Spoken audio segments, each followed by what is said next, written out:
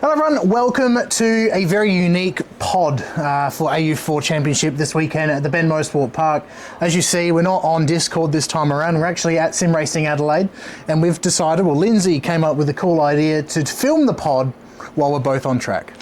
Yeah, I thought it'd be something a little bit different, something a little bit special that we can sort of remember whether it goes well or poorly. We'll soon find out here at Sim Racing Adelaide. But we're actually going to be driving around the circuit in the cars that we have this weekend for the AU4 Championship. So if you're unaware, welcome to round 4 of the AU4 Championship. It is going to be the usual AU4 cars as you would suspect, and it's going to be not the West layout this time, but the international layout back at the Bend Motorsport Park. Are you sure about that? Because based off practice, Lindsay kept going right instead of left. No, I don't know what you mean. Okay, well, without further ado, let's get underway.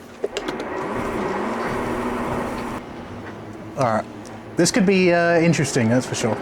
Yeah, when I crashed into Daniel, it was fair.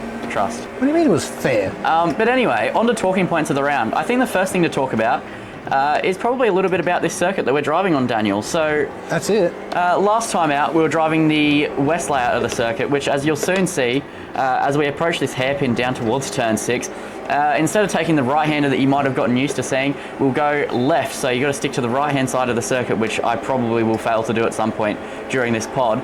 So you've got to stick over to the right-hand side here, and you hammer onto the brakes, down to second gear, get it through, and that is where the difference of the layout begins. Then you get this tricky high-speed complex here at the Bend Motorsport Park where you've got to go completely flat out through the bottom, and it is really, really brave to keep it flat, especially when we get the real-life drivers behind the wheel of the car. Get it through and then get it back over. Then you have a left-right sweeping sequence where you've got to get on the brakes just a little bit through the left, power out, and then now you're into the final part of this racetrack. And it's quite a flowing section, isn't it, Daniel? It's a lot of fun, especially in these open wheeler wings and slicks cars. Like, there's only really one line around there, and you can definitely tell when you get it wrong, that's for sure. But it's a lot of fun. Very unique sort of circuit, especially compared to the West layout that we saw a month ago. So it's going to be a lot of fun, Lindsay. I can't wait. Yeah, I think there's going to be a lot of extra racing, a lot of really, really close moments as well through that middle sector where we're going to see the drivers go nose to tail, and you won't expect an overtake through the triple right-hander, but I think at some point, especially a Gen 2 on Gen 1, maybe in lap traffic, we're going to see some fireworks, some good racing, and we saw so much good racing at the Bend. Gen 1 was my highlight for good racing at the West Circuit. You had Kobe, Lewis and Jackson all racing together so close, and we'll get to them soon enough as well, talking about the Gen 1 fight, but there was so much battling there. Now we've got even more racetrack to work with for even more battling, so there's going to be so much more fighting. Oh, the Gen 1 is probably the best racing we've seen all year, and to say that this far into the season is pretty cool because every round so far has been epic to watch. So I can't wait for these final 2 rounds this season. Of course, this is the penultimate round of the championship, so it's still well and truly alive, and I can't wait. The best part about this in particular circuit as we make our way back to the triple rights, as I almost lose it. I did lose it, I've caused a scene.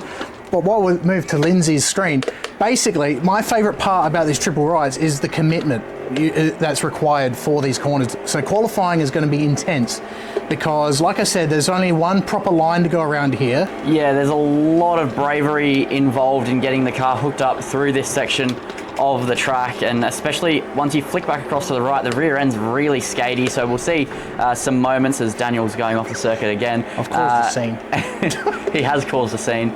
And yeah, I think it's going to be really good for these drivers. It's a real good test as I now go off the circuit. And I think there's going to be so much more challenge to this layout compared to the West. Oh, absolutely. I can't wait. And the racing as well. Obviously, 3 races with the usual Formula 4 sort of structure. But Lindsay, the weather is looking pretty decent as well. Maybe a little bit of rain on the Friday as well. Yeah, maybe a little bit of rain, but even then it's only going to be about 1 millimetre of rain, at least what we're looking at the moment with the weather forecast. It's always subject to change. We're recording this on the Tuesday, so we don't know what's going to happen.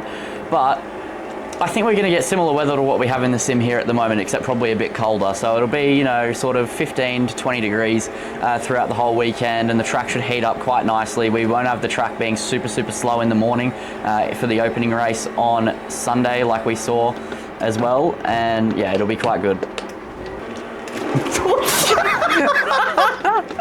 So, Lindsay, obviously, penultimate round of the championship. The championship battle is well and truly alive for both classes. We definitely saw a dominant performance. We'll start with Gen 1. The dominant performance from Lewis Gotch at the Bend. Kobe will be looking for redemption this weekend.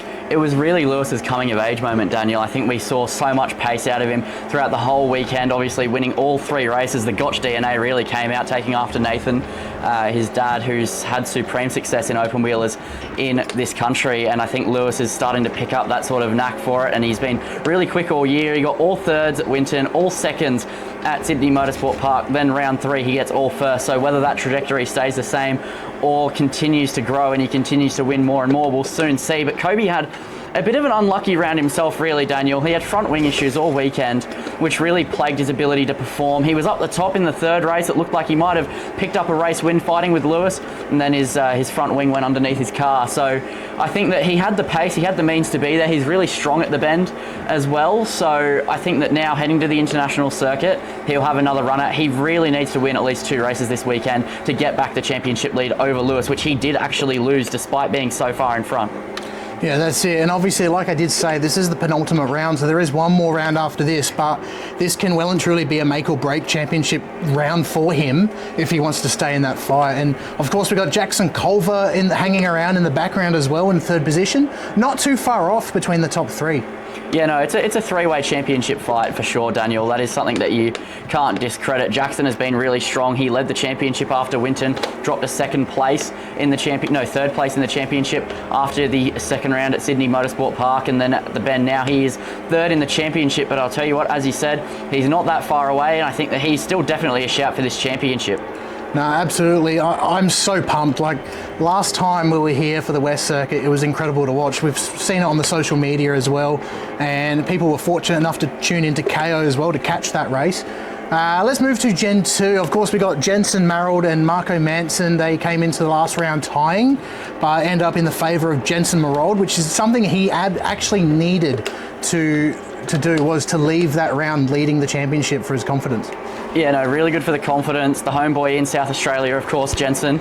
And, sorry, it's really hard to talk while you're almost losing the car. Yeah, I'm watching in front of you, it almost went. Formula Drift. Yeah, no, homeboy Jensen Marrold does really well at the Bend, of course. It's one of his favourite tracks, and it's dear to his heart, and now we head to it again. The ball's still in his court, leading the championship by 10 points over Marco Manson. It's still all to play for. Marco showed some impressive pace, did pick up a race win at the Bend as well in race 2, so he clearly has the means and the pace at the Bend Motorsport Park. He's just got to put it together, and I think a lot of that will come down to how he can protect the tyres over the weekend, because that seemed to be the critical difference against Jensen. Absolutely, and we saw some pretty cool battles actually in the pack last time at the Bend. We saw Lana Flack especially, definitely proving her worth. What do you reckon? How do you reckon she's going to go this weekend? I think she's going to go really well. More time at the Bend now, different layout to be fair, but there's not too much extra to learn through that middle sector, so she's going to have the momentum. She's done really well all year, sort of sitting in that 4th or 5th position as I look in my mirrors and Daniel's almost... Oh, I'm gone! No, that was your fault there. Way! I think that we'll see another strong result from Lana Flack, where she finishes inside the top 5 once again. Sorry, I'm just spinning the car. I'm doing burnouts, but yeah, Lana Flack's going to be a really strong competitor, and I think we'll see her potentially even land her first podium in AU4. No, absolutely. She was, like we said last time, she was very, very close to getting the job done at Wington. She was improving a lot, and fighting for 3rd on the final race of the weekend was really, really cool. So there's no doubt that she will be on the podium one day in AU4. And hopefully this weekend is the telling story. Tim Macro Racing, they had a bit of an interesting weekend last time around. They had quite a few battles. Angus and Brock, unfortunately, caught in too many battles from memory. I could be wrong. It's been a minute, but I'm looking forward to see how they go this weekend, of course. Yeah, Angus and Brock have battled almost every single round. They battled at Winton, they battled at Sydney Motorsport Park, and they battled at the Bend every single one of the 3 races, locked at the hip, side by side, and they're actually really hurting their own races by battling so hard. but it's been good to see. They've had some really impressive racing. They've never had contact, or at least not any significant contact. They race so clean, so hard with one another, and they're so close on pace. So they've been progressing with each other. They're pushing each other to be better, which is what you want to see. And I think we've seen both of them land on the podium, I believe, in this AU4 season. I'm not sure about Angus. I know Brock definitely has been on the podium, and I think that we'll see Angus or Brock on the podium at least once or twice this weekend. Well, also, of course, I say it time and time again, one to keep a lookout for is Diago Stewart as well. He was the second fastest Tim Macro car last time at the Bend, so intrigued to see how he does this time around compared to his teammates and compared to the field. But I want to give a quick shout out to Rickson Salvino as well, who looks like he's returning again for another round. Yeah, so we weren't sure whether he was going to take part in round 4 of the AU4 Championship off the back of the West round at round 3. And I'll tell you what, he was really impressive. Debutant in Gen 1. He continued to impress throughout the whole weekend, landed a podium on debut in the Gen 1 class, and I think we'll see him be podium at least one of the races again, potentially even 2. He's really quick, really close to Jackson and Kobe and Lewis in pace by the end of the weekend. He's just got to get that middle sector down pat. He's on the he's signed up for the test on Thursday as well. More track time. He'll be more acclimated with the team, and I think we'll see him just go to new heights. No, absolutely. He was. It was cool to watch him improve as his weekend progressed last time out, so I'm excited. Also got a brand new driver as well for Tim Macro Racing. Yeah, Imbroglio in the Gen 2 class, of course, like the rest of the drivers in Tim Macro Racing. I'm honestly not too sure on a lot of his background. I did do a quick search, especially at the start of the season when he was on the entry list there.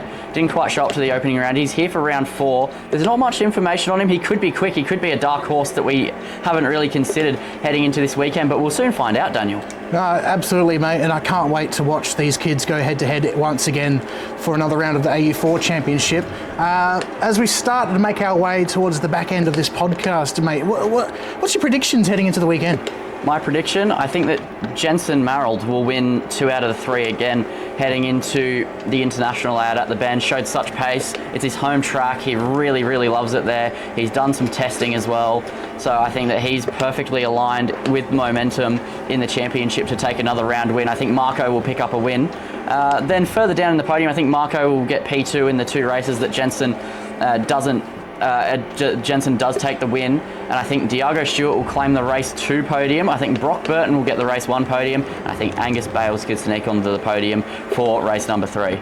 Then for Gen 1, I'm thinking that we'll get Kobe Wilson on top for race 1. I think Lewis will take race 2, and then Kobe or Lewis, I can't decide, will take race 3. I think they're just going to be so even this weekend, Daniel. And then in the podium, interchanging Kobe and Lewis in the top 2, depending on where they finish, and then Jackson in 3rd. And I think Rickson could get a race 2 podium. Yeah, no doubt. I actually kind of agree with you with that one. In terms of the battle for Gen 2, basically, I reckon Sydney Motorsport Park was an eye-opener for Jensen. Winton, he was just dominating, but Sydney, he really had to work for it, and Marco actually was able to beat him that particular weekend. Since then, we've seen a different side of Jensen, and I reckon we'll see the same thing again this time around this weekend, as he gets closer and closer to that championship trophy. But I reckon Marco will be quite impressive this weekend as well. Usually he is in general, but I reckon he'll be one to watch out for this weekend. In terms of, get Diago or Brock getting a podium, there's no doubt.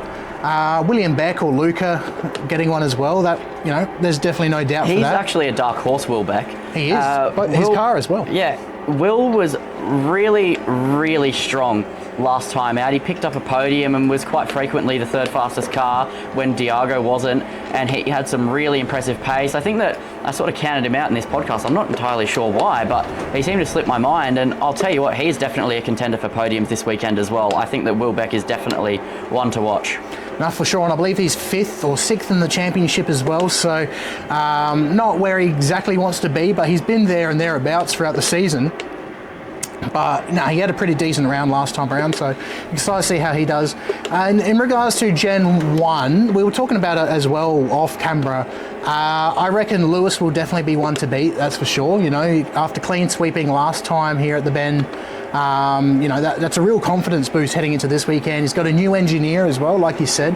behind the scenes, so that's going to be interesting to see the combination between himself and his engineer. Yeah, but Kobe, sorry, one sec, Lindsay, but Kobe, though, on the other hand as well, he'll be looking for redemption, but I reckon, we all know how much of a talent Kobe is. I reckon he can get the job done. So I reckon it won't necessarily be a clean sweep, it'll actually be an exchange for wins for both Lewis and Kobe. Yeah, so we've quite often spoke about the sort of Rosberg versus Hamilton championship fight that Lewis and Kobe are having. Really good friends, and they shared an engineer, Marie Parisi, but now we have a little bit of a change-up, as you were saying. So Lewis has a new engineer in Liam Hawkins, absolutely young gun, here, homebred in South Australia, familiar with the circuit here at the Bend Motorsport Park, and I think that we'll see him do extremely well. Liam was involved in Lewis's success as well, quite significantly last time out, but he wasn't officially listed as the engineer. Marie was still helping out, but now it's just going to be Kobe versus Lewis and Marie versus Liam. They're still going to be working together. They're still friends. They'll still compare data. They're still sharing a garage. There's still so much, but they've just got a separate engineer to each other, which leaves a little bit of separation between the two of them, especially if things start to get heated. It'll definitely be something to look out for, and something that won't now be a problem.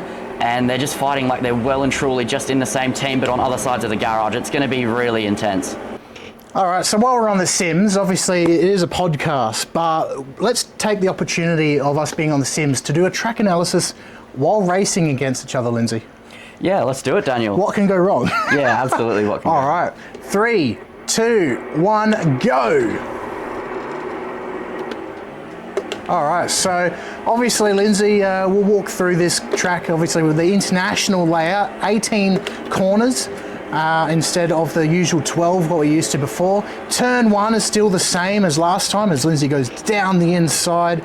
Now, these corners are really interesting, Lindsay. Obviously, turn 1 and 3 are pretty much all connected. So if you're on the inside of turn 1, you've got to make sure you stay there so you're down the inside of turn 3, because the move's not done until this point, Lindsay. Yeah, it's very much a switchbacky sequence, and then you head down the hill. The exit's absolutely critical. This time we're not turning right, but you've still got an overtaking zone at the hairpin, similar braking distance. It's a really tricky hairpin as well, because you head down through some undulation on the apex, so the car does just sort of bottom out a little bit, or just lose a bit of aero as you head through the undulation. And then this triple right-hander, there's not going to be much racing here, but they've got to stay close together. Dirty air is going to be a huge factor here at this part of the racetrack. Oy. As Daniel almost what a move as I go down the inside, get the job done. Accidental move, but I'll take that. You probably won't see that much. You won't see a lot of that happening this weekend, but he looks for the switchback as we head to turn 13. Another great overtaking zone with the hard braking, but it goes straight uphill, Lindsay. Yeah, it's straight uphill, and it's blind exit, so you've really got to know when to get yourself foot on the throttle, otherwise you'll end out on the grass. It's sort of similar to the final corner, but it's just a little bit steeper and a little bit slower. And I'll tell you what, I'm almost all over the place as we head out of the fishbowl complex. And yeah, no, really tricky corner, really blind, really easy to go off. I think we'll see a couple of moments there throughout the weekend. That's it. And of course, the second last corner is a fantastic opportunity for an overtake pass, as it's one of the hardest braking zones of the track. And then we've got the final corner, which is crucial to start a good run for the next lap. Yep, and Daniel just about pipped me. But yeah, that is a lap here at the Bend. You've been seeing it over and over again over the course of this podcast, but that's a sort of more closely evaluated version of what we expect this weekend here at the Bend. And yeah, no, it's going to be a great weekend. Well, Lindsay, thanks for joining me, mate, for a very unique style of pod, but I think it worked out quite well. Thanks, viewers, for watching and tuning in. Be sure to check out the AU4 action over on KO Sports, or head over trackside to the Bend Motorsport Park. You, of course, can follow our social media, follow AU4 Championship, follow Let's Talk Motorsport, follow myself and Lindsay as well. We've all got our socials. And any final thoughts, Lindsay? I think that we've got a really close weekend that's going to have a lot of championship implications at the Bend this weekend, Daniel, and I can't wait to be on KO Sports to walk you through it all in the commentary box and working closely with you. And as you said, look out for the socials, look out for the KO broadcast, and it's going to be a really close race weekend. No, for sure, mate. And this is where you watch the future stars of Aussie motorsport and potentially worldwide motorsport. So be sure to tune in the action this weekend and support your local talent.